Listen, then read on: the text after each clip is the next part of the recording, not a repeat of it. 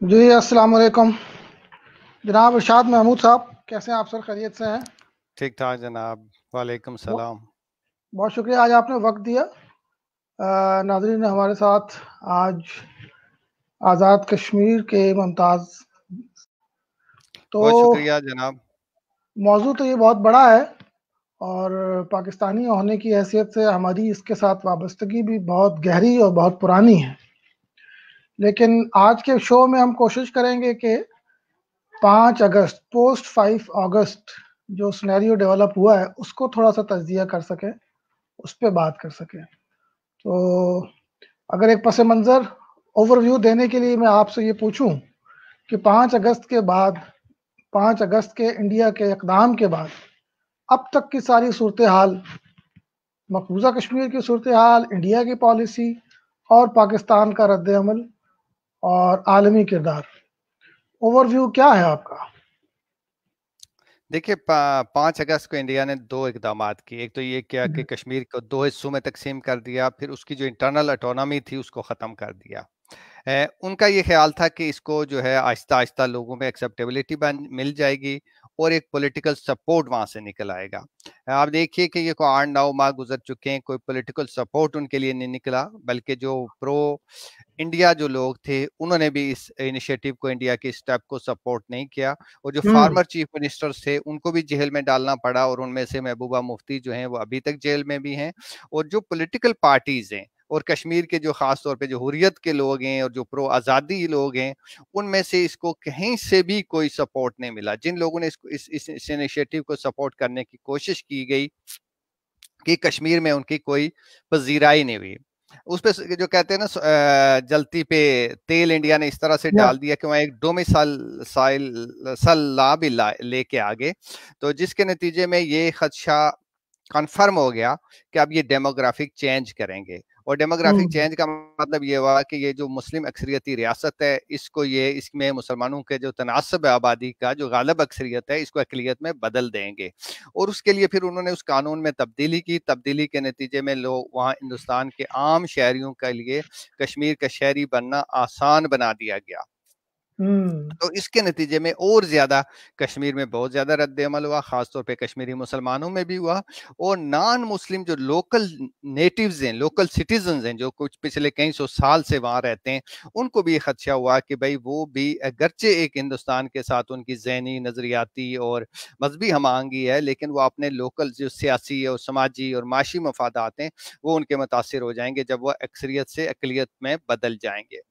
تو اس طرح کی ایک سچویشن ہے۔ لاک ڈاؤن آپ کو ہوں بتایا کہ کورونا آنے سے پہلے تک تو جاری تھا، اب اٹھنا شروع ہوا تھا کہ دوبارہ جو ہے یہ کورونا کا لاک ڈاؤن چل پڑا، تو یہ مسلسل ایک لاک ڈاؤن کا عمل بھی ہے۔ اور دوسری بات یہ کہ اس دوران ہندوستان نے 2G ایک انٹرنیٹ بحال کیا، تھوڑا بہت کمیونیکیشن شروع ہو گیا تھا۔ اب ہم دیکھ رہے تھے کہ کشمیری نیوز پیپر ہم پڑھنا شروع ہو گئے تھے، لیکن اب دوبارہ جو ہے آج سے کشمیر میں انٹرنیٹ شٹ ڈاؤن کر دیا گیا، کیونکہ پچھلا ایک ماہ جو ہے، اور خاص طور پہ یہ جو 2 3 ہفتے ہیں، اس میں وائلنس کا جو لیول تھا وہ بہت زیادہ بڑھ گیا۔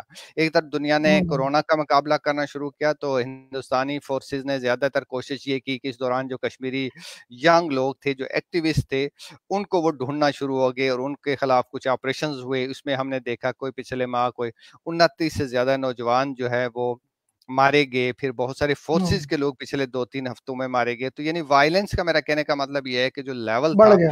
وہ بہت زیادہ بڑھ گیا، اور اس طرح لائن آف کنٹرول پہ بھی جو وائلنس کا لیول ہے وہ بہت بڑھ گیا۔ اگر میں نیٹ شل میں دیکھوں تو ہندوستان نے لیگلی تو بہت بڑی اچیومنٹ کی کہ آپ نے ایک ایسے جو ٹیبو تھا جس کے بارے میں کوئی سوچ بھی نہیں سکتا تھا، وہ آپ نے ایک سارا پروسیس اور ایک سٹیٹس کشمیریوں کا انڈو کر دیا۔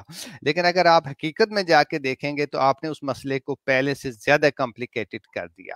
اگر وہ ہوں پہلے کچھ نہ کچھ اس میں تھوڑی بہت سٹیبلٹی جو کشمیر کے اندر تھی، اور جو چھوٹی موٹی جو وائسز تھی کہ بھائی ہمیں سٹیٹس کو اس کے ساتھ کمفرٹیبل ہو جانا چاہیے کیونکہ ہوں یہ ایک حقیقت ہے، وہ آوازیں بھی دم توڑ گئی۔ اور اب یہ ہے کہ لوگوں کو اس بات کا بہت، دیکھیے جب کسی بھی قوم کو یا کسی بھی معاشرے کو یہ خطرہ پیدا ہو جائے کہ ہمارے وجود کو خطرہ ہے، انہیں یہ اندیشہ جی ہاں لاحق ہو جائے کہ بھائی ہماری نہ صرف معاشی اور سماجی اور بلکہ اور سیاسی جو ہے امپاورمنٹ ختم ہو رہی ہے، اختیار ختم ہو رہا ہے، بلکہ ہمارا جو وجود ہے وہ بھی رفتہ رفتہ معدوم ہو جائے گا. ہمارا کلچرل جو انٹیٹی ہے وہ بھی ختم ہو جائے گی، ہمارا جو مذہبی شخص ہے وہ بھی ختم ہو جائے گا، اور اسرائیلی ماڈل جو ہے یہاں ریپلیکیٹ ہو جائے گا. تو ان کا ریئیکشن جو ہے وہ غیر معمولی ہوتا ہے. تو میں خود جو چیز دیکھ رہا ہوں کشمیر کے اندر سے بہت غیر معمولی ریئیکشن ہوا، اور پھر دنیا کے اندر بھی فرسٹ ٹائم ان پالیسیوں کو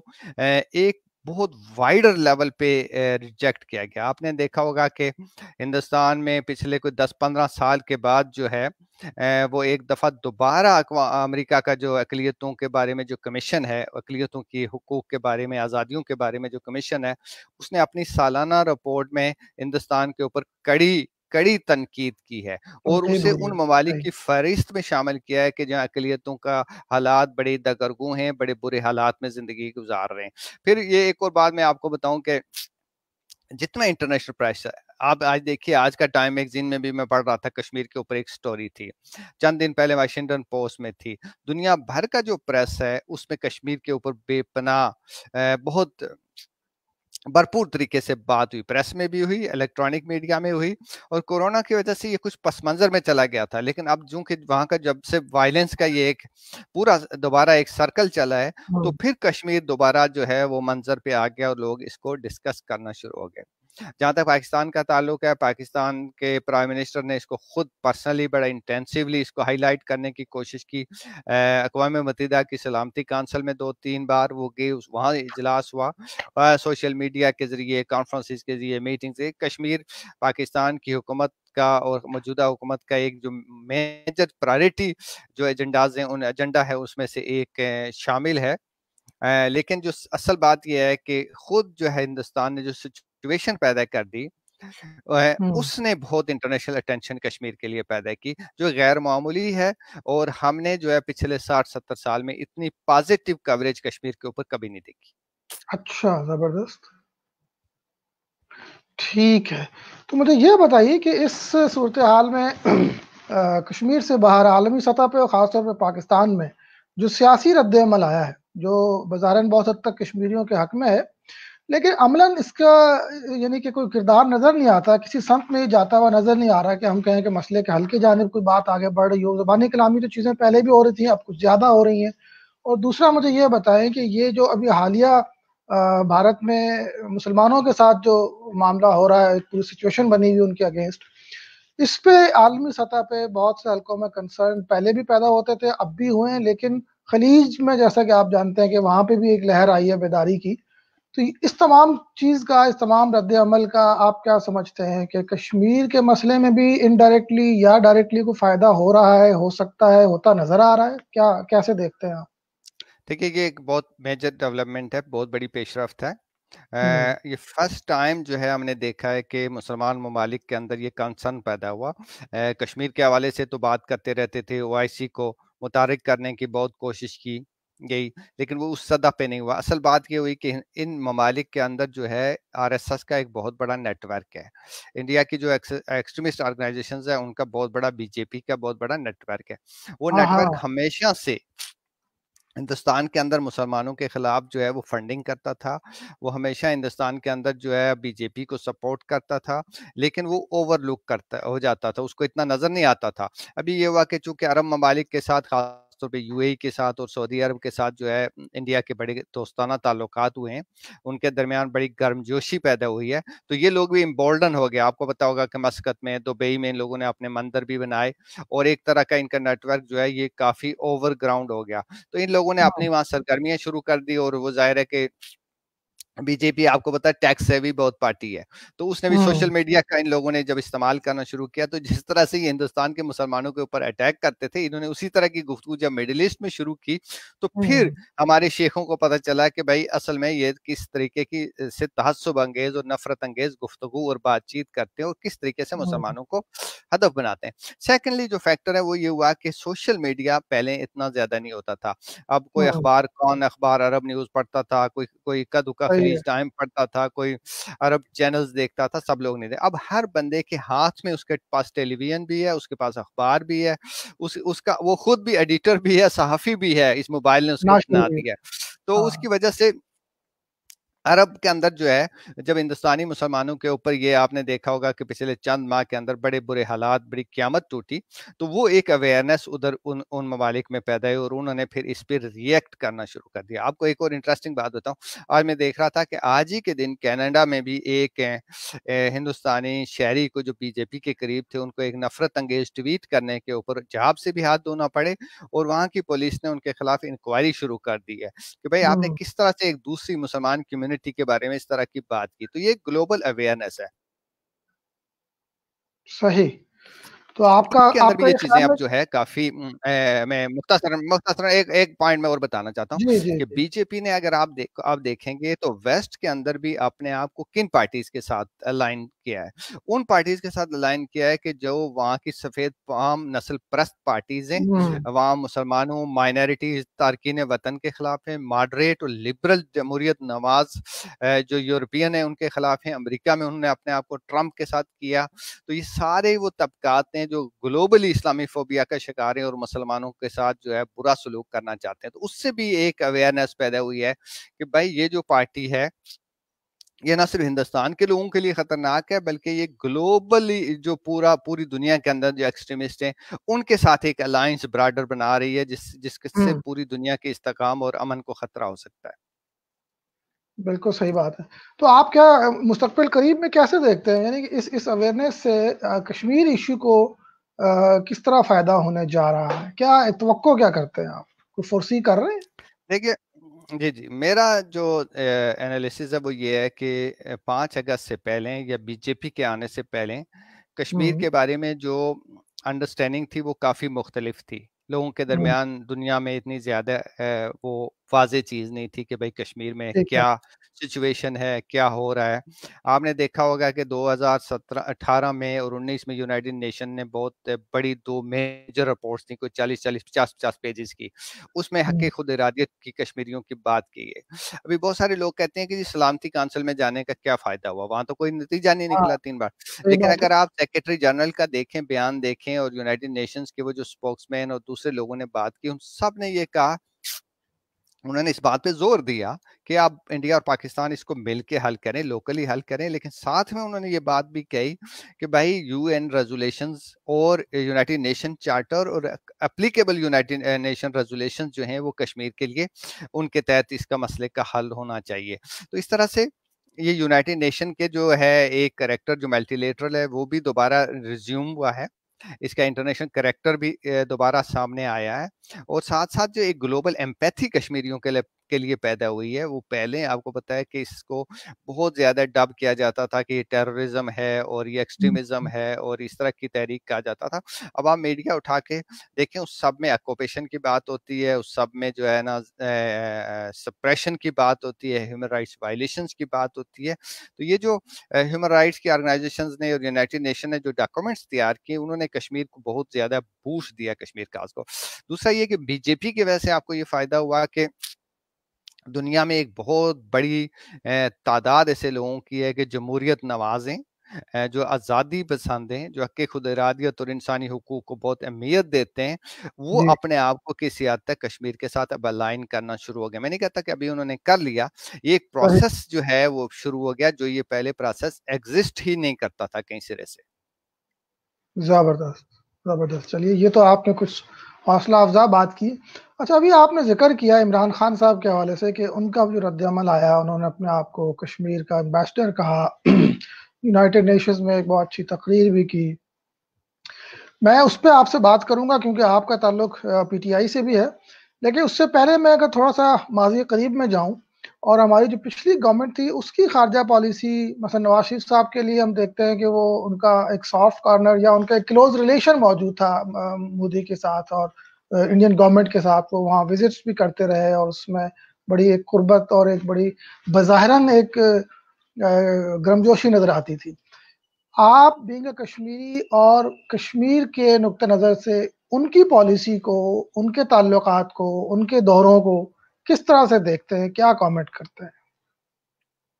دیکھیے میاں صاحب جو ہیں وہ آپ کو بتائیے کہ خود بھی ایک کشمیری نیاد جی بالکل. انسان شخصیت ہیں، سیاستدان ہیں. کشمیریوں کے ساتھ ان کا بڑا تعلق بھی تھا، لیکن ایکچولی جب کارگل کے واقعے کے بعد ان کے دل میں ایک بہت زخم لگا، اور اس کے بعد جو ہے میاں صاحب کی سوچ اس کے بارے میں بہت تبدیل ہو گئی، اور ہاں. ان کا یہ خیال تھا کہ جی اس وقت جنرل مشرف اور ان کے جو ساتھی تھے انہوں نے ان کا جو پیس انیشیٹو تھا اس کو سبوتاز کیا، اور وہ ایک کشمیر کے مسئلے کو حل کرنے جا رہے تھے. اس کے بعد اس دفعہ جو برسر صحیح. اقتدار آئے تو آپ کو پتا ہوگا کہ تسنیم عالم جو ہماری سیکرٹری نہیں جی. ہماری ترجمان بھی رہی ہیں، انہوں نے ایک بیان دیا تھا کہ میاں صاحب ہمیں کشمیر کے اوپر کوئی سرگرمی نہیں کرنے دیتے تھے، ہمیں ہوں. کشمیر کے بارے میں بات کرنے تک کی اجازت نہیں دیتے تھے. یا یہ صرف بالکل. میاں صاحب نے، یہ صرف تسنیم عالم نہیں کہتی ہے، یہ اگر آپ ہمارے جو انڈیا میں ہائی کمشنر تھے باسط، ان باسط صاحب سے پوچھیں، وہ بھی یہی بات کرتے ہیں، اور کافی سینئر لوگوں سے پوچھیں جو ہمارے مختلف انسٹیٹیوشنز کے سربراہ رہے یا ان میں کام کرتے رہے کہ بھائی وہ چوری چھپی کشمیر کے اوپر کچھ بات کرتے ہیں. میاں صاحب کا اپنا طریقہ تھا ڈپلومیسی کرنے کا، وہ پرسنلائز کرتے تھے چیزوں کو، وہ ہوں. انسٹیٹیوشنل انپوٹ نہیں دیتے تھے، کنسنسس نہیں پیدا کرتے تھے. کشمیر کا مسئلہ ہو، افغانستان کا مسئلہ ہو، امریکہ کے ساتھ تعلقات ہوں، یا پاکستان کا نیوکلیئر پروگرام ہے، یہ چار چیزیں ایسی ہیں کہ جن کے اوپر جب تک آپ ایک نیشنل کنسنسس نہیں پیدا کریں گے، انسٹیٹیوشنل کنسنسس نہیں پیدا کریں گے، آپ کوئی پیش صحیح. رفت نہیں کر سکتے. میاں صاحب اس حقیقت کو نہیں سمجھ پاتے تھے، وہ جو کچھ بھی کرتے تھے وہ اپنی حد تک اور وہ پرائیویٹ چینلز کے ذریعے کرنا چاہتے تھے، اسی وجہ سے وہ کوئی پیش رفت نہیں کر سکے. پھر یہ کہ انہوں نے جو ریاست کے جتنے ادارے تھے ان کو اعتماد میں لے کے اور ایک کنسنسس کے ساتھ ایک پالیسی بنانے کے بجائے سولو فلائٹ اختیار کی، تو اس کی وجہ سے ایک تو یہ ہوا کہ ان کے سارے انیشیٹو بھی فیل ہو گئے، اور ان کو جو ایک انیبلنگ انوائرمنٹ ریاستی سارے ادارے جب کسی ایک پیج پہ ہوتے ہیں تو وہ مل کے ایک انیبلنگ انوائرمنٹ کریٹ کرتے ہیں کسی چیز کے لیے، تو وہ انوائرمنٹ ان کے لیے کریٹ نہیں ہو سکا. تو اس کی وجہ سے جو کشمیر کے حوالے سے جو کوئی ان کے میں سمجھتا ہوں ذاتی طور پہ کہ جو ان کے ہندوستان سے جو تعلقات تھے ان کا کچھ فائدہ بھی ہو سکتا تھا، لیکن جی. ان سے کچھ فائدہ نہیں اٹھایا جا سکا. اس کے برعکس جو ہے عمران خان جب برسر اقتدار آئے تھے تو ان کا کشمیر کے اوپر کوئی اگریسو سوچ نہیں تھی. آپ صحیح. کے علم میں ہے، اور میں ان سے پہلے جب وہ اپوزیشن میں تھے، حکومت سے باہر تھے، میں ان سے ملتا بھی رہا، وہ کبھی بھی کشمیر کے حوالے سے بڑا ان کا ایک پیسیمسٹ قسم کا ان کا وہ آپ کو پتا ہے جنگ مخالف ہیں بنیادی طور پہ. جی ہاں. افغانستان میں بھی انہوں نے جنگ کی مخالفت کی ہے، انہوں نے عراق میں جنگ کی مخالفت کی، انہوں نے ڈرونز کی مخالفت کی، انہوں نے بالکل. مشرف کی پالیسیز کی مخالفت کی.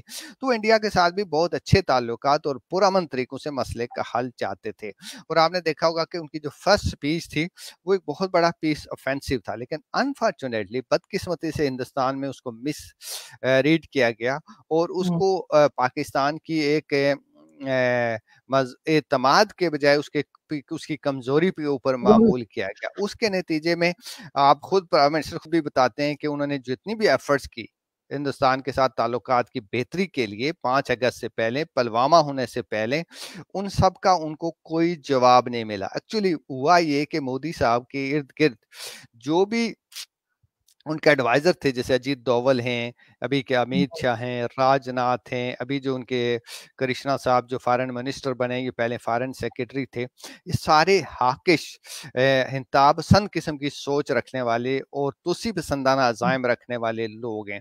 ابھی آپ نے دیکھیے کہ کشمیر جیسے مسئلے کو جس کا کوئی نہ کوئی سولوشن اگر نہیں بھی نکلتا تھا تو وہ اسی طریقے سے ایک سٹیٹس کو ہندوستان کے لیے چلتا رہتا تھا، اس کو بھی انہوں نے اتنا کمپلیکیٹ کر دیا کہ اب وہ ان سے سنبھالا نہیں جا رہا ہے، اور وہ ہر روز وہاں وائلنس اور تشدد اور یہ ساری چیزیں اتنی زیادہ بڑھ رہی ہیں کہ ابھی میں 2 دن پہلے ڈی ٹی وی پہ دیکھ رہا تھا کہ ایک جنرل صاحب ان سے کہہ رہے تھے کہ بھائی ہماری فوج 30 سال سے کشمیر میں لڑ رہی ہے، ہمیں یہ تو بتاؤ کہ آپ کب تک وہاں امن قائم کر لو گے، کب تک یہ جنگ جیت سکتے ہو، کیا یہ جنگ ہوں. جیت بھی سکتے ہو یا نہیں سکتے ہو. تو اس طرح کی بہت ساری آوازیں پیدا ہونے سے تو میں کمپیریزن یہ کر رہا تھا کہ اب عمران خان کو اس سے پھر اندازہ ہوا کہ بھائی ہندوستان سے بات چیت کا جو عمل ہے وہ کوئی کک آف نہیں کر رہا، تو پھر ایک نیشنل کنسنسس پیدا ہوتا گیا، خاص طور پہ پلوامہ کے بعد جو ہے انڈیا نے جو پاکستان کے اوپر سٹرائک کی، اس کے بعد اس کا جو ریٹیلیشن تھی، اس کے بعد پھر 5 اگست کے بعد جو ہے پھر یہ پاکستان کے اندر ایک یہ بات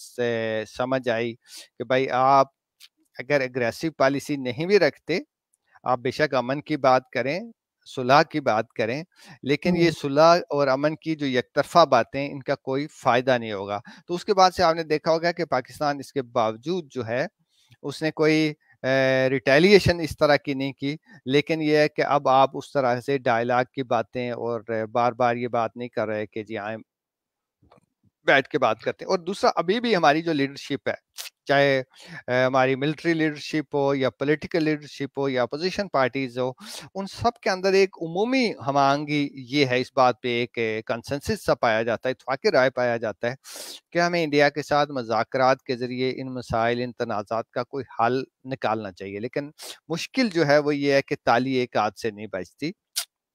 انڈیا کے اندر جو حکومت ہے ہماری، بہت سارے لوگوں سے بات ہوتی رہتی ہے. وہ پہلے کہتے ہوتے تھے کہ جی آپ 2024 تک انتظار کریں. اب بہت سارے لوگ کہتے ہیں کہ نہیں 24 نہیں، آپ 2029 تک شاید انتظار کرنا پڑے، کیونکہ ایسا لگتا ہے کہ اگلے، چونکہ مودی جو ہے ہندوستان میں کافی پاپولر وزیر اعظم ہیں، اپوزیشن بہت کمزور ہے. آپ نے دیکھا ہوگا کہ کانگریس تو بامشکل 50 کے قریب سیٹیں لے سکی ہے. تو اپوزیشن تو بری طرح پٹ گئی تھی، ان کے پاس 2/3 میجارٹی بھی ہے، اور ہو سکتا ہے کہ اگلی دفعہ وہ دوبارہ برسر اقتدار آ جائیں.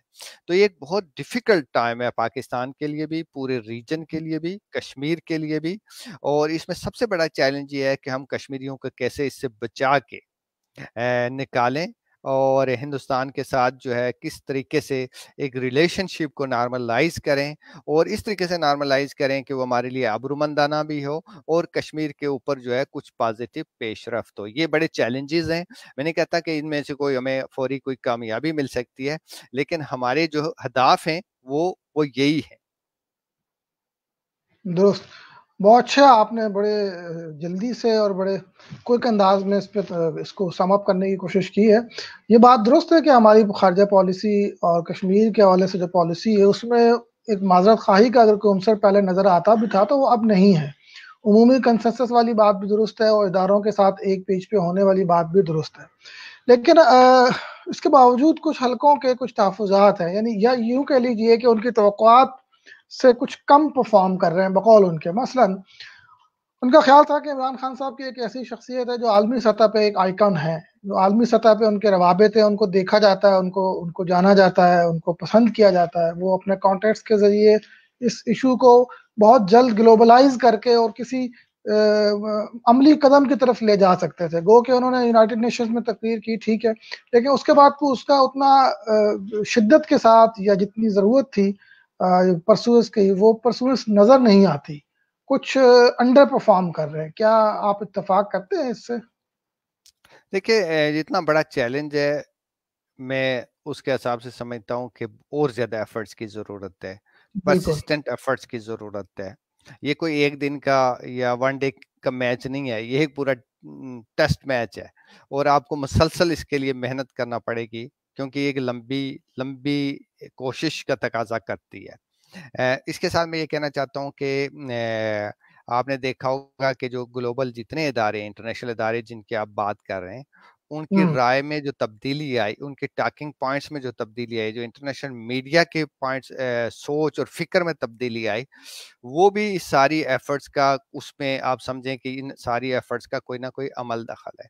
پچھلے اچھا. 1990 سے لے کے 5 اگست تک کا اگر کشمیر کا آپ موازنہ کریں دنیا کے میڈیا کو آپ دیکھیں، تو اس میں کیا کیا چیزیں نمایاں آپ کو نظر آئیں گی؟ ٹیررزم کی بات آپ کو نظر آئے گی، انفلٹریشن کی بات آپ کو نظر آئے گی، پاکستانی ملیٹنٹس کی بات نظر آئے گی، اسلامی ایکسٹریمزم کی بات نظر آئے گی. کبھی وہ اس کو القاعدہ کے ساتھ لے جا کے جوڑتے تھے، کبھی اس کو کسی اسی طرح انٹرنیشنل جو ہے، جو جہادی لہر تھی اس کے ساتھ جوڑتے تھے، طالبان کے ساتھ جا کے جوڑتے تھے.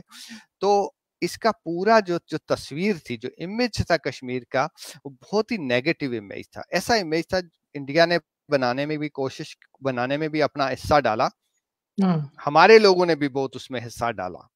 اچھا. اب تو ہم بھول جاتے ہیں نا، ہمیں یاد ہی نہیں ہے کہ 1 سال پہلے کشمیر کی پاکستان میں کیسے پروجیکشن ہوتی تھی. کون لوگ اس کے آئیکنز تھے، ستارہ کون لوگ کشمیر کے کیس کو پاکستان کے اندر چیمپئن کیا کرتے تھے. ان میں سے تو بہت سارے اب جو ہے کہیں پردے کے پیچھے ہیں، کوئی جیلوں میں، کوئی گھروں میں نظر بند ہیں. اور اب جو ہے اس کے نتیجے میں کشمیر کی جو تصویر دنیا میں بنتی تھی، کشمیر کی پروجیکشن وہ لوگ کرتے تھے جن کے اوپر کہیں کہ $1,000,000 جن کے سر کی قیمت امریکیوں نے رکھی ہوتی تھی یا اقوام متحدہ نے جن کو بین کیا ہوتا تھا. تو اب ہم جب اس چیز کو سارا بھول جاتے ہیں کہ اس سچویشن سے پاکستان کو بھی کسی نے نکالا ہے، کسی نے تو ایفرٹ کی نا اس سچویشن سے باہر نکلے آپ. پھر اب وہ عناصر کہیں پس منظر میں چلے گئے، اب ان کا کہیں نام نہیں آتا، ان کی وجہ سے جو پاکستان کے لیے مشکلات تھی اب وہ مشکلات آپ کے لیے نہیں رہی. آہستہ آہستہ کشمیر کا جو نیریٹو ہے وہ پازیٹیو ہوا دنیا میں. وہ جس طرح سے کشمیر پہچانا جاتا تھا پہلے، میں نے پہلے ڈیٹیل سے آپ کے ساتھ بات کی، وہ نہیں پہچانا جاتا. اب آہستہ آہستہ ڈیموکریٹک موومنٹ ہے، سول لبرٹیز کی لوگ بات کرتے ہیں، انسانی حقوق کی بات کرتے ہیں، کشمیریوں کی آزادی کی بات کرتے ہیں، ان کو 4G دینے کی بات کرتے ہیں، ان کی بات سننے کی بات کرتے ہیں، ان کے آکوپیشن کی بات کرتے ہیں. مثلا دیکھیں، میں آپ کو ایک اور انٹرسٹ، ابھی آپ نے پڑھا ہوگا 3 دن پہلے ویلی کے 3 فوٹوگرافرز کو ایک انٹرنیشنل ایوارڈ ملا ہے. دیکھا ہوا آپ نے؟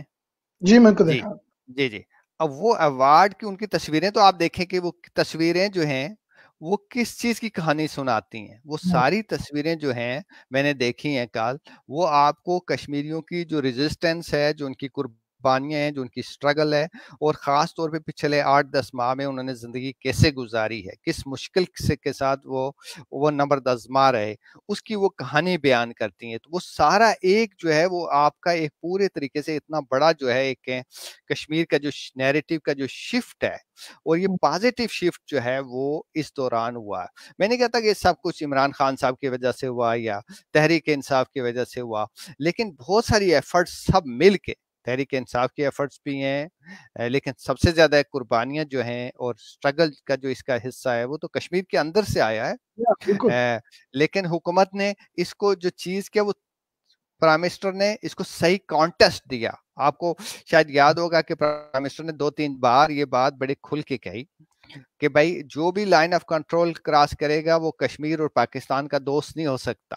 انہوں نے انفلٹریشن کی مخالفت کی، انہوں نے پبلکلی ان عناصر کو تنبیہ کی جو پاکستان کے اندر کوئی اس طرح کے جتھے بنا کے، گروہ بنا کے کشمیر کے لیے کچھ کرنا چاہتے تھے.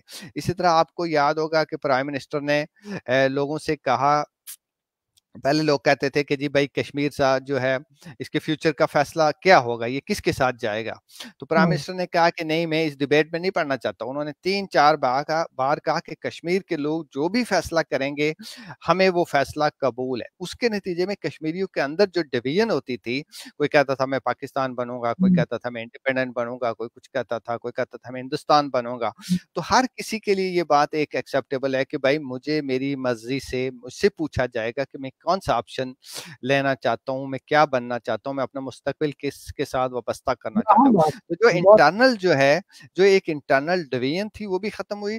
پھر لوگوں کو یہ میسج ملا کہ بھئی پاکستان میں کوئی ایسا وزیر اعظم، کوئی ایسا حکمران بھی ہے جو یہ سمجھتا ہے کہ اس کو اپنا ویسٹڈ انٹرسٹ پیچھے رکھنا ہے، اس کو اپنا اسٹریٹجک انٹرسٹ بھی پیچھے رکھنا ہے، اس کو اپنا نیشنل انٹرسٹ بھی پیچھے رکھنا ہے. اس نے کشمیریوں کا انٹرسٹ، اس نے ہیومن انٹرسٹ کو جو ہے وہ ترجیح دینی ہے. اور آپ کو پتا ہے، میں پرائم منسٹر جو ہے عمران خان، ان کی جو پچھلے 20-30 سال کی ساری سٹرگل آپ دیکھیں تو اس میں آپ دیکھ رہے ہوں گے کہ محروم اور مظلوم جو طبقات ہیں، جو نچلے درجے پہ لوگ ہیں، جو خط غربت سے نیچے کے لوگ ہیں، ان کی کوششیں اگر آپ ان کا دیکھیں تو ان کا 50-60% ٹائم انہی لوگوں کی مدد اور ان کی خدمت کے لیے گزرا ہوگا. تو اسی طرح جو کشمیر کے لوگ ہیں وہ بھی ایک مسائل اور مصائب کا پچھلے 30 سال سے خاص طور پہ اور عمومی طور پہ 60-70 سال سے شکار ہیں. تو عمران خان جو ہیں، میں ان سے جب وہ پرائم منسٹر نہیں تھے اس سے پہلے ہم جب ملتے تھے تو وہ ہمیشہ یہ کہتے تھے کہ بھائی اس چیز پہ فوکس کرنا چاہیے کہ کس طریقے سے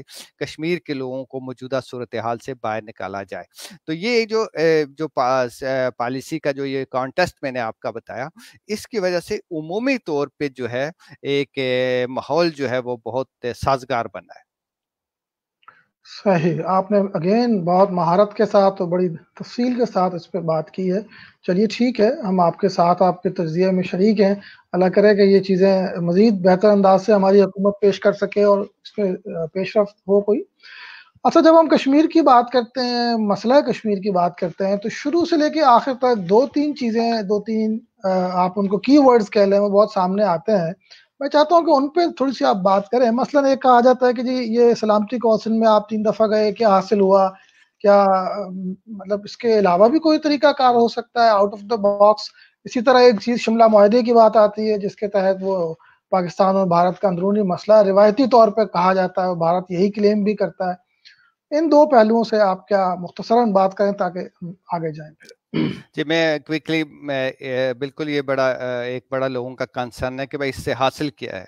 اس کا دیکھیں دو تین فائدے ہیں. ایک فائدہ یہ ہے کہ جب انٹرنیشنل کمیونٹی، جب سلامتی کونسل کے 5 بڑے ممالک اور ان کے ساتھ دوسرے جو لوگ 12-15 لوگ بیٹھتے ہیں، ممالک بیٹھتے ہیں، تو یہ کسی مسئلے ہی کی وجہ سے بیٹھتے ہیں نا. کوئی تنازع ہوتا ہے جس کے اوپر یہ سر جوڑ کے بیٹھتے ہیں، بات کرتے ہیں، تو یہ سیلف جو ایک ڈیمونسٹریشن ہو جاتی ہے کہ یہ گلوبل ایشو ہے اور یہ عالمی ایجنڈے کے اوپر موجود ہے. اس سے ایک تو نکلا آپ نے، فائدہ جی کچھ نہیں ہوا. میں بتاتا ہوں. ایک تو اس کا نتیجے میں یہ ہوا. دوسری بات یہ ہوئی کہ آپ نے دیکھا ہوگا کہ ان سارے ممالک نے بار بار یہ بات کہی کہ بھائی انڈیا اور پاکستان جو ہے بائیلیٹرلی اس کو مسئلے کا حل کریں. اسی لیے آپ کہتے ہیں نا کہ کوئی فائدہ نہیں ہوا. پھر بھی فائدہ یہ ہوا کہ انہوں نے ہندوستان کے اس نقطہ نظر کو قبول نہیں کیا کہ یہ کوئی مسئلہ نہیں ہے. آپ کو پتا ہے کہ ہندوستان یہ کہتا ہے کہ یہ انٹرنل مسئلہ ہے، داخلی مسئلہ ہے، مقامی مسئلہ، ہم اپنے آئین کے تحت جو بھی کریں. تو جب وہ اتنے سارے ممالک کسی مسئلے کو بیٹھ کے ڈسکس کرتے ہیں تو اس کا مطلب یہ ہے کہ انہوں نے انڈیا کے اس موقف کو نگیٹ کیا. سیکنڈلی انڈینز کا جو انہوں نے اگر سے اس بات کو کہا کہ آپ بائیلیٹرلی حل کریں، لیکن جیسے میں نے آپ کو پہلے بتایا کہ یونائٹڈ نیشن کے سیکرٹری جنرل نے خود کہا کہ جی یونائٹڈ نیشن چارٹر اور اپلیکیبل UN ریزولوشن کے تحت اس کا حل کیا جانا چاہیے. یہ بات بھی انہوں نے مینشن کی، ایک نہیں 2-3 بار مینشن کی. تیسری بات یہ کہ ہندوستان نے وہاں ایک پلی لی کہ جی ہم اس کو شملہ معاہدے کے تحت حل کریں گے، اور ہمارے شملہ معاہدے کے تحت ہم اس بات کو کشمیر کے مسئلے کو ڈسکس کریں گے. تو یہ خود ہندوستان کی اس پالیسی کو نگیٹ کرتی ہے، انکنسسٹنسی جو ہے اس کو شو کرتی ہے کہ انڈیا کہتا ہے کہ جی کشمیر کا جب داخلی مسئلہ ہے تو پھر وہ کیسے کہتا ہے کہ ہم اس کو شملہ معاہدے کے تحت حل کریں گے. جب وہ کہتا ہے ہم شملہ معاہدے کے تحت حل کریں گے، دنیا کے سامنے جب وہ جاتا ہے تو وہ کہتا ہے کہ جی ہم شملہ معاہدے کے تحت حل کریں گے. جب وہ داخلی سطح پہ آتا ہے تو وہ کہتا ہے جی یہ تو مقامی مسئلہ ہے، ہمارا تو کوئی ایشو ہی نہیں ہے پاکستان کے ساتھ یا کشمیریوں کے ساتھ، تو ہم نے بات ہی کوئی نہیں کرنی. تو ایک نیریٹو یہ ہے. اور دوسرا یہ کہ شملہ معاہدے کے بارے میں اب بہت یہ بار بات ہو رہی ہے کہ بھائی اس کو ہمیں ختم کر دینا چاہیے. میں اس بارے میں چونکہ میں کوئی لیگل ایکسپرٹ نہیں ہوں یا کوئی ڈپلومیٹ نہیں ہوں، تو میں اس بارے میں نہیں کہہ سکتا کہ اس کے نتیجے میں اور اس کی کیا امپلیکیشنز ہیں. اس کی بہت ساری امپلیکیشنز ہیں. مجھے امید ہے کہ فارن آفس میں مختلف جگہوں پہ اس کے اوپر کافی ڈیبیٹ ہوئی ہے، اور اس کو ختم کرنا اور نہ ختم کرنا ایک ہی جیسا ہے. اصل بات یہ ہے کہ اب آپ چلے گئے ملٹی لیٹرلزم کی طرف. تو اب آپ کو دیکھنا یہ ہے کہ آپ کشمیر کے مسئلے پہ جو آپ نے بین الاقوامی برادری کو انوالو کرنا شروع کیا، آپ اسی پہ فوکس رکھیں گے یا دوبارہ جو آپ بائیلیٹرلزم کی طرف آئیں گے. تو اگر آپ اسی کو فوکس رکھیں تو شملہ معاہدہ کی موجودگی اور غیر موجودگی سے ہمیں کوئی فرق نہیں پڑتا، کیونکہ اگر اس کی موجودگی میں بھی تو ہم 3 بار UN میں چلے گئے، ابھی سیکورٹی کونسل میں، تو آئندہ بھی دوبارہ جا سکتے ہیں. بالکل صحیح. اچھا یہ بتائیے مجھے، جہاں اس پہ اور دنیا کے دیگر ممالک میں ہماری لابنگ ہوتی ہے اور بات چیت ہوتی ہے، ان کا کردار ہے، یونائٹڈ نیشنز کا تو خیر ہے ہی، وہاں پہ اگر ہم یہ دیکھیں تو برطانیہ کا اس میں بہت اہم کردار ہے. یعنی ایک تو یہ ہے کہ یہ مسئلہ بہرحال ان کے جانے کے وقت سے ہی پیدا ہوا، قیام پاکستان سے، تو براہ راست وہ اس کے ذمہ دار ٹھہرائے جاتے ہیں. دوسرا یہ کہ ہماری کشمیری کمیونٹی بے تحاشا وہاں پہ آباد ہے چونکہ، اور بڑے انفلوئنشل بھی ہیں، تو ان کا وہاں کی سیاسی جماعتوں پہ ایک اثر ہے، جس کی وجہ سے ڈیفینیٹلی ان کی پارلیمنٹ تک بھی آواز اٹھتی ہے. حالیہ دنوں میں آپ نے لکھا بھی ہے، شاید اس پہ کالم بھی لکھا ہے، کہ لیبر پارٹی کے جو نئے صدر آئے ہیں انہوں نے ایک بڑا مختلف بیان دیا. لیبر پارٹی یعنی وہ پارٹی جو ہمیشہ سے کشمیریوں کے لیے ایک نرم گوشہ رکھتی تھی، اور جس کے نیچے گراس روٹ لیول تک بہت سے کشمیری اس کا حصہ ہیں، کونسلر بھی ہیں غالباً اور MPs بھی ہیں. تو یہ یکایک ایک پالیسی شفٹ ان کے ہاں جو نظر آیا، خاص طور پہ جب کہ عالمی سطح پہ صورتحال بدل رہی ہے، تو برطانیہ میں بجائے مزید ان کے حق میں جانے کے، یہ تھوڑی سی چیز ذرا عجیب سی ہے. آپ کیسے دیکھتے ہیں اس کو؟ آپ نے بڑا اچھا سوال کیا. آپ کو بتایا کہ لیبر پارٹی کے جو پہلے صدر تھے جی جیری کوربن، انہوں نے کشمیر کے اوپر بہت بولڈ سٹینڈ لیا تھا، بہت اگریسو سٹینڈ لیا تھا. اور جو ریزولیشن جب میں نے پڑھا لیبر پارٹی کا لاز، تو میں تو دھنگ رہ گیا. میں نے کہا بھائی اتنا اسٹرانگ ریزولیشن، یہ تو کسی دنیا بھر کی پارلیمنٹ میں اس طرح کا ریزولیشن نہیں آ سکتا. تو لیکن یہ کہ اس کے نتیجے میں پھر ہندوستان کی وہاں جو 14-15 لاکھ لوگ ہیں، انہوں نے بہت کام کیا، انویسٹمنٹ کی، پیسہ لگایا، اپنے نیٹ ورک کو یوز کیا. تو انہوں نے لیبر پارٹی کو ہرانے میں کلیدی رول ادا کیا. ہندوستانی جو ہیں وہ بڑے سائنسی بنیادوں پہ اپنے آپ کو آرگنائز کرتے ہیں. پھر یہ کہ ان کے پاس وسائل ہمارے لوگوں کے مقابلے میں بہت زیادہ ہیں، اور اچھا. ان کی ریاست بھی جو ہے ان کو نہ وسائل فراہم کرتی ہے بڑی خوش دلی کے ساتھ، اور ڈپلومیسی کے اندر کے لیے اور ان چیزوں کے لیے بڑے پیسہ ہندوستان خرچ کرتا ہے، مہیا کرتا ہے.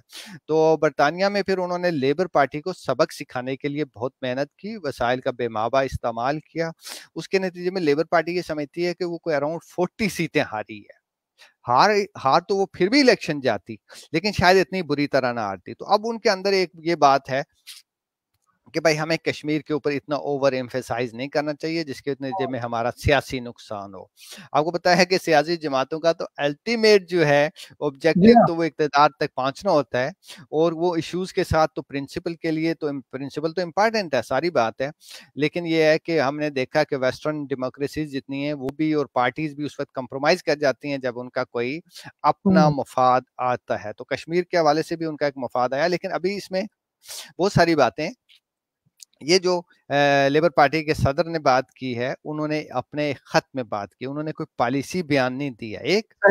سیکنڈلی لیبر پارٹی نے کوئی جو ہے نا بطور پارٹی کوئی نئی پوزیشن نہیں لی ہے. تو ابھی بہت سارے لوگ ہیں وہ ان کے ساتھ بات کر رہے ہیں بڑے تحمل کے ساتھ. ہمیں بھی لیبر پارٹی کے ساتھ، لیبر پارٹی ہماری ٹریڈیشنلی حمایت رہی ہے.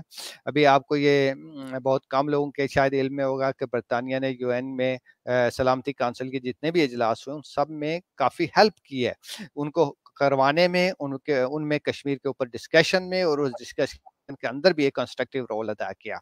تو گڈ. برطانیہ جو ہمارا ایک لانگ سٹینڈنگ الائی ہے، اور انشاءاللہ جو ہے وہاں ہمارا جو ڈائسپورا ہے وہ بھی کام کر رہا ہے.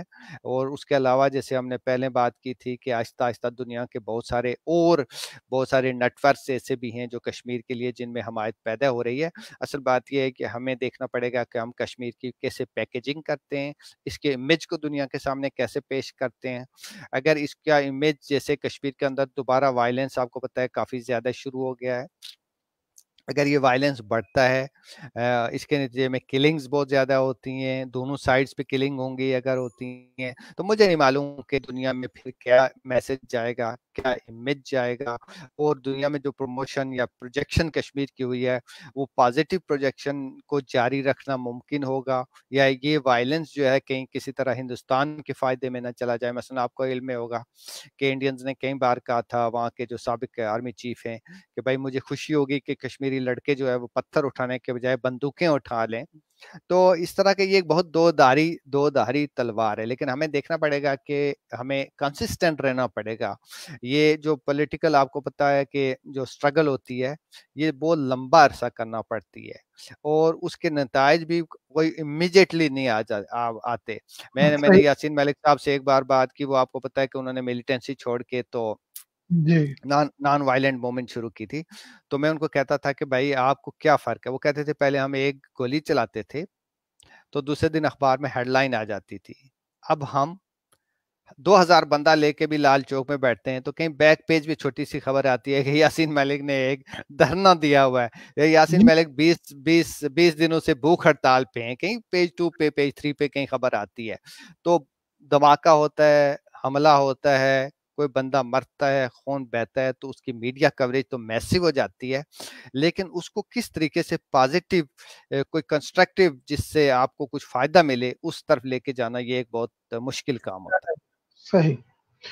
اچھا شاہ صاحب، ہم ساتھ ساتھ کچھ سوالات کو بھی ایڈریس کرتے جائیں گے، پھر اگلے موضوع کی طرف جائیں گے.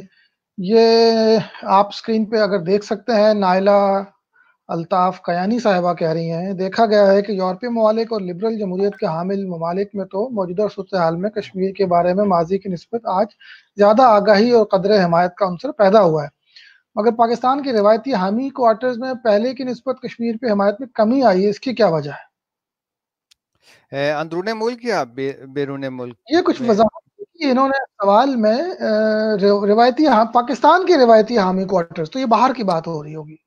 جی دیکھیے، میں اپنا یہ اپس اینڈ ڈاؤن، جیسے ابھی ہم نے لیبر پارٹی کی بات کی، اس میں ہاں، بھی کچھ سچویشن ہے. شاید ان سے ذرا خاص ایسی طور جانکاری پہ جو ہمارا جو او آئی سی ہے، یہ ٹھیک کہہ رہی ہیں محترمہ، کہ بھائی او آئی سی میں آپ نے دیکھا کہ پاکستان نے بہت کوشش کی تھی، اور عمران خان صاحب نے خود پرسنلی بہت کوشش کی کہ او آئی سی کشمیر کے اوپر ایٹ لیسٹ فارن منسٹر کا کوئی خصوصی اجلاس بلا دے، لیکن ہمارے جو عرب بھائی ہیں، عرب دوست ہیں، انہوں نے یہ اجلاس نہیں ہونے دیا. ایک بار وعدہ کیا، 2 بار وعدہ کیا، پرائم منسٹر سے کہا کہ جی آپ ملیشیا نہ جائیں، کانفرنس میں نہ جائیں، ہم او آئی سی کا اجلاس بلائیں گے، لیکن پھر کشمیر کے اوپر انہوں نے اسپیسیفک اجلاس نہیں ہونے دیا. تو یہ اس سے ایک بڑی مایوسی ہے. انہوں نے بالکل ٹھیک کہا. اسی طرح اور بہت سارے ادارے ہیں جو کشمیر کے اوپر روایتی طور پہ پہلے کام کرتے تھے، لیکن آپ کو پتا ہوگا کہ جب سے 2015 سے نریندر مودی ہندوستان میں برسر اقتدار آئے، انہوں نے مڈل ایسٹ میں بہت محنت کی، مڈل ایسٹ کے اوپر، پاکستان کے دوستوں کے اوپر بہت محنت کی ہے. مڈل ایسٹ میں آپ کو پتا ہے کہ جو یو اے ای ہے، وہ ہندوستان کا تیسرا بڑا ٹریڈ پارٹنر ہے. بالکل جو سعودی عرب ہے وہ چوتھا یا 5واں بڑا ٹریڈ پارٹنر ہے. تو پاکستان جو ہے وہ کوئی 8ویں 10ویں نمبر پہ آتا ہے.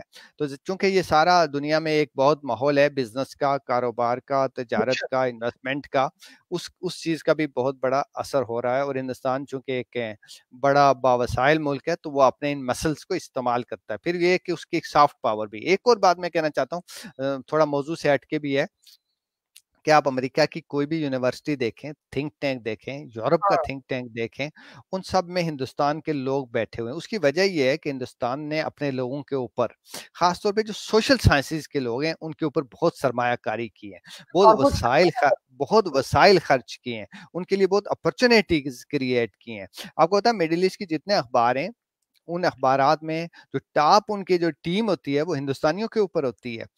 ابھی میں ایک دبئی کی جو ہے ایک پرنسس کا انٹرویو میں نے این ڈی ٹی وی پہ سنا ہے، جس نے ہندوستان کو بہت کریٹیسائز کیا تھا پچھلے کچھ ہفتے پہلے، اور وہ بہت پاپولر بھی ہوئی تھی اور بڑا وائرل ہو گیا تھا ان کا انٹرویو.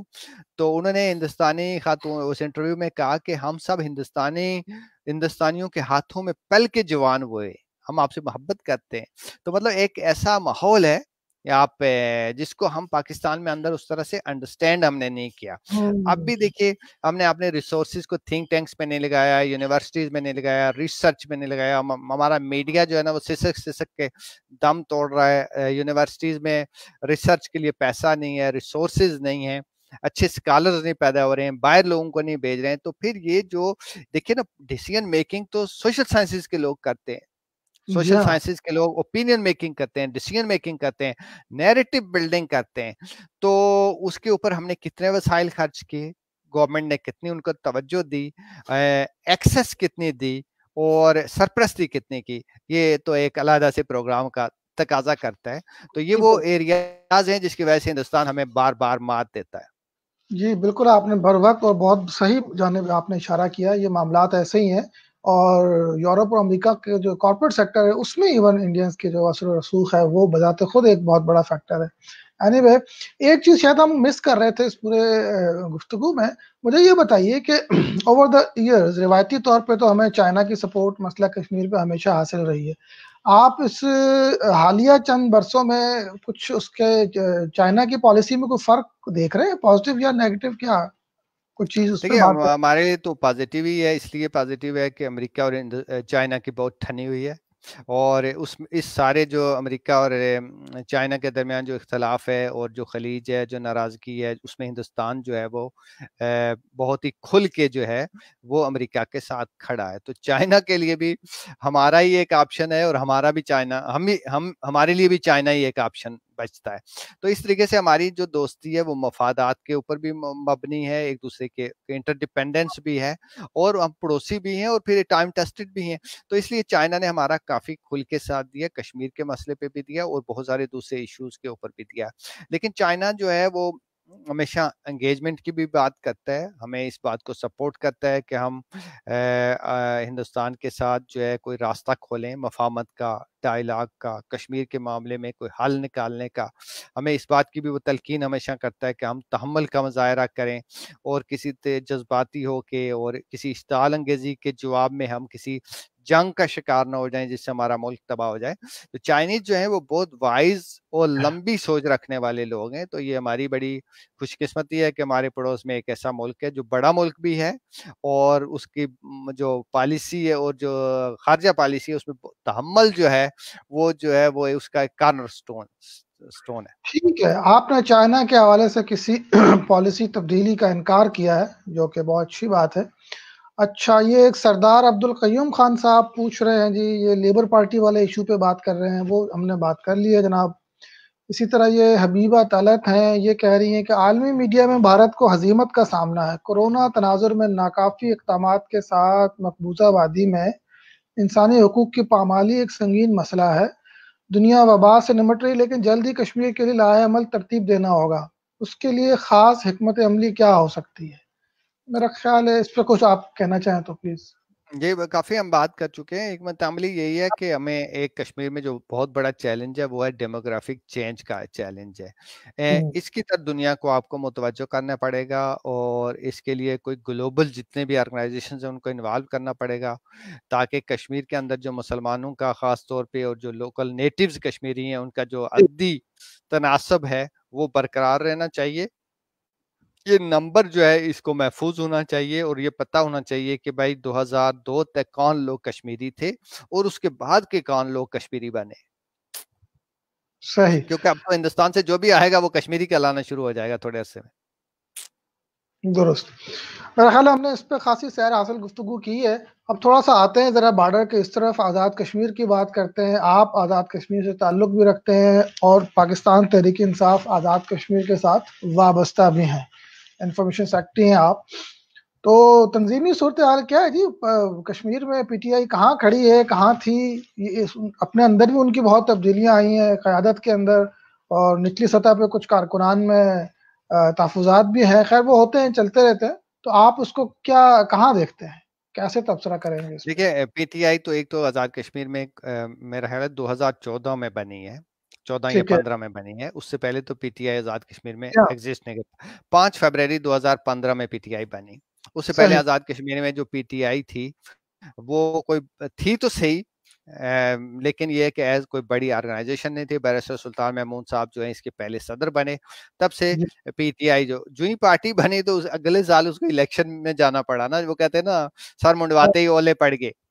तो इलेक्शन में तो कोई खास कारकर्दगी नहीं दिखा सकी। 2 सीटें उसने ली, अभी एक बैरिस्टर सुल्तान महमूद साहब ने ज़िमनी इलेक्शन में 1 सीट और ली है। सही। तो ये 3 सीटें हमारी असेंबली में हैं।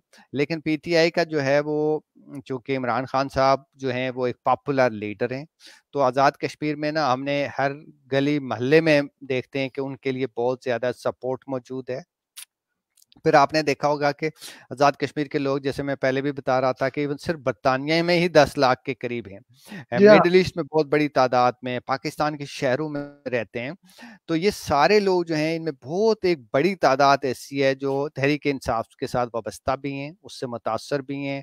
शौकत खानम के लिए जो फंड देते रहे हैं, जो तहरीक इंसाफ को जो उसकी यूरोप में जो तंजीमें हैं उनको सपोर्ट करते हैं, उनके साथ वाबस्ता हैं। तो ये सारा तहरीक इंसाफ का एसेट है। पिछले 1 साल के दौरान आज़ाद कश्मीर में तहरीक इंसाफ ने काफ़ी एफर्ट्स किए हैं पूरी अपनी तंजीम को। अभी आपको शायद आपके पता नहीं इल्म है या नहीं, पिछले 2-3 माह में ये कोशिश की गई कि इसको ग्रास रूट तक मुनज़्ज़म करने के लिए अभी हम तहसील के लेवल तक हमने अपनी तंजीम बनाई है। कोई 1100 ओहदेदार बनाए हैं, सही। लेबर विंग बनाए हैं, औरतों की तंजीम बनाई है, यूथ की तंजीम बनाई है, और इस तरह बहुत सारे जो हैं और विंग्स भी बना रहे हैं। और हमारी ये ख्वाहिश है कि अगले 1-2 माह के अंदर जो है ये तंजीम ब्लॉक लेवल तक चली जाए। इसका रिप्रेजेंटेटिव जो है ब्लॉक लेवल पे यूनियन काउंसिल में भी 2-3 बंदे जो हैं वो पार्टी के ओहदेदार हों। تو اس طریقے سے اس کوشش کے نتیجے میں اگر آپ دیکھیں گے تو آزاد کشمیر کی جو سب سے بڑی گراس روٹ تنظیم اس وقت تک بنی ہے، جس کا نیٹ ورک جو ہے وہ کنیکٹڈ ہے، بن گیا ہے واٹس ایپ گروپس کے ذریعے، اور تنظیم کے جو ہمارا دوسرا الیکٹرانک سسٹم ہے اس کے تحت وہ ایک دوسرے کے ساتھ منسلک ہیں۔ اب یہ چیلنج یہ ہے کہ نیکسٹ ایئر الیکشن ہے، اور آپ کو پتا ہے کہ اس الیکشن میں عمومی طور پہ یہ ہو جاتا ہے کہ ہیوی ویٹس بھی آتے ہیں، بہت سارے لوگ برادری والے آتے ہیں، وہ الیکشن میں حصہ لیتے ہیں، پارٹی میں شامل ہوتے ہیں۔ ابھی پارٹی نے اس کے لیے کوئی ایفرٹس نہیں کیے ہیں کہ جی آپ ہیوی ویٹس کو داخل کریں اور آپ ان لوگوں کو لے کے آئیں جن کی بڑی بڑی برادریاں ہیں اور جو ٹریڈیشنل سیاستدان ہیں، کیونکہ پاکستان میں بھی یہ کوئی زیادہ تجربہ بہت کامیاب نہیں رہا، اور پارٹی کو اس سے زیادہ بہت زیادہ مطمئن نہیں ہے اس طرح کے۔ تو آزاد کشمیر میں کوشش یہ ہے کہ نئے لوگ جو ہیں، جو ینگ لوگ ہیں، پڑھے لکھے لوگ ہیں، ایجوکیٹڈ لوگ ہیں لیکن الیکشن جیت سکتے ہیں، ان کا بھی ایک خاص تناسب رکھا جائے اگلے الیکشن میں، اور صرف جو ہے وہ روایتی سیاستدانوں کے اوپر انحصار نہ کیا جائے۔ تو مجھے امید ہے کہ اگلے چند ماہ میں آزاد کشمیر میں، چونکہ کورونا اور اس طرح کے جو مسائل ان سے نکلنے کے بعد تحریک انصاف کی طرف لوگوں کا رجحان جو ہے وہ کافی بڑھ جائے گا۔ پھر آپ نے دیکھا ہوگا کہ پچھلے 1 ڈیڑھ سال سے، اور خاص طور پہ یہ پلوامہ فبروری میں ہو گیا، تب سے لے کے کشمیر کے مسئلے نے، لائن آف کنٹرول پہ جو حالات ہیں اس نے، اور پھر 5 اگست کے بعد سے تو سر اٹھانے کا ہی موقع نہیں دیا کہ آپ تنظیم سازی کریں اور لوکل معاملات میں انوالو ہوں، بلکہ یہی سارا جو ہے معاملہ، یہی ڈپلومیسی اور سفارتکاری اور پولیٹیکل ایکٹیویزم، اور یہ سارا ابھی کورونا کی وجہ سے یہ سارا ہو گیا۔ بیچ میں میر پور میں ایک زلزلہ آ گیا، اس کی وجہ سے بہت زیادہ شہر تباہ ہوا، علاقہ تباہ ہوا۔ پھر آزاد کشمیر میں ایک اور ہی بڑا ایشو رہتا ہے جو ہمارے نیشنل میڈیا میں اتنا کور نہیں ہوتا، کوئی ویک جاتا نہیں ہے کہ جب وہ لائن آف کنٹرول پہ فائرنگ نہ ہو، تو اس سے بھی کافی وہ علاقہ متاثر رہتا ہے۔ تو تحریک انصاف کی حکومت نے، فیڈرل گورنمنٹ نے، جو لائن آف کنٹرول کے لوگ تھے ان کے لیے کوئی 3 ارب کا ایک پیکیج دیا۔ ابھی 3-4 ارب روپیہ جو احساس پروگرام کے لیے آزاد کشمیر میں خرچ کیا گیا ہے۔ اس بات کا بھی فیصلہ کیا گیا ہے، مجھے خود بیرسٹر سلطان محمود صاحب نے چند دن پہلے بتایا کہ اکراس دا ایج کے جو ہے تمام لوگوں کو ہیلتھ کارڈ ملے گا، تمام لوگ جو ہیں پوری آبادی کو ہیلتھ کارڈ ملے گا، تو وہ بھی ایک بہت بڑا جو ہے آپ کے لیے، لوگوں کے لیے انسینٹیو ہوگا۔ اس طرح سے جو تحریک انصاف کے جو خط غربت سے نیچے کے لوگ ہیں ان کے لیے جو بہت سارے پروگرام ہیں جو پاکستان کے اندر چل رہے ہیں، وہ بھی آزاد کشمیر میں ایکسٹینڈ ہو رہے ہیں۔ تو مجھے امید ہے کہ یہ ساری چیزیں جو ہیں اس کے نتیجے میں، اور جو اوور آل پارٹی نے کشمیر کے لیے کام کیا، اس کے لیے ایڈوکیسی کی، ڈپلومیسی کی، دوسری چیزیں اور آن گوئنگ ہے، تو ان سب چیزوں کی وجہ سے آزاد کشمیر کے اندر جو ہے وہ تحریک انصاف کافی تیزی سے مقبول بھی ہوگی، مضبوط بھی ہوگی، اور اس کی طرف کچھ نئے چہرے، نئے لوگ، ہم چاہتے ہیں کہ کچھ نئے برانڈ متعارف کروائے جائیں، تاکہ سیاست میں اگلے جو 10-20 سال تک جو ہے وہ آزاد کشمیر کی سیاست میں کوئی ممتاز مقام رکھتے رہیں۔ چلیے جناب، بہت اچھا، آپ نے ایک خوشکن منظر پیش کیا۔ اللہ کرے یہ چیزیں اسی طرح سے ہو سکیں اور امید جو ہے وہ قائم رہے۔ ہم بالکل اپنے شو کے اختتام کی جانب ہیں، لیکن یہ ہمارے ایک دوست کا ایک سوال ہے، اگر آپ کوئکلی اس کو ایڈریس کر سکیں۔ عرب ممالک کشمیر کے مسئلے پہ کوئی سرگرم کردار ادا کرنے سے کتراتے ہیں، کشمیری قیادت از خود عرب ممالک کو صورتحال کی نزاکت سے آگاہ کرنے کی کیا کوشش کر رہی ہے یا کیوں نہیں کر رہی؟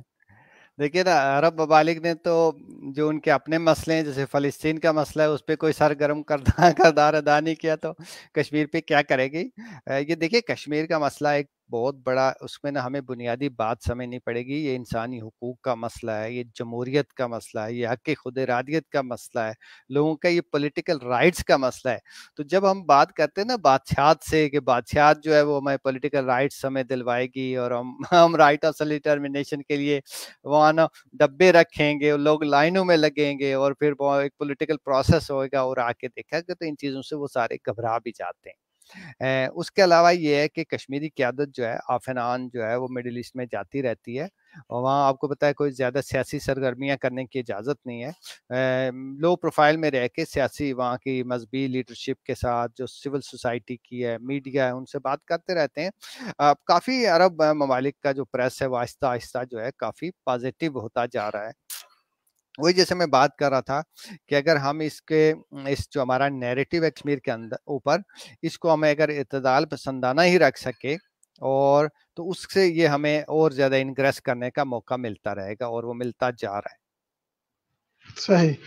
चलिए ठीक है जनाब, बहुत शुक्रिया आपका इरशाद महमूद साहब, आपने इतना कीमती वक्त दिया हमें और बहुत ही तफसील के साथ आपने तकरीबन तमाम पहलुओं को कवर किया, और हमारे सुनने वाले कश्मीर के इशू पे यकीनन अपडेट हुए। तो इंशाल्लाह आपसे रब्ता रहेगा आने वाले दिनों में, मजीद कुछ सूरत हाल आगे डेवलप होगी तो फिर आपको जहमत देंगे। एक दफ़ा आपका फिर जरूर शुक्रिया जनाब, देगा, बहुत बहुत बहुत शुक्रिया। शुक्रिया, बहुत बहुत शुक्रिया। सलाम।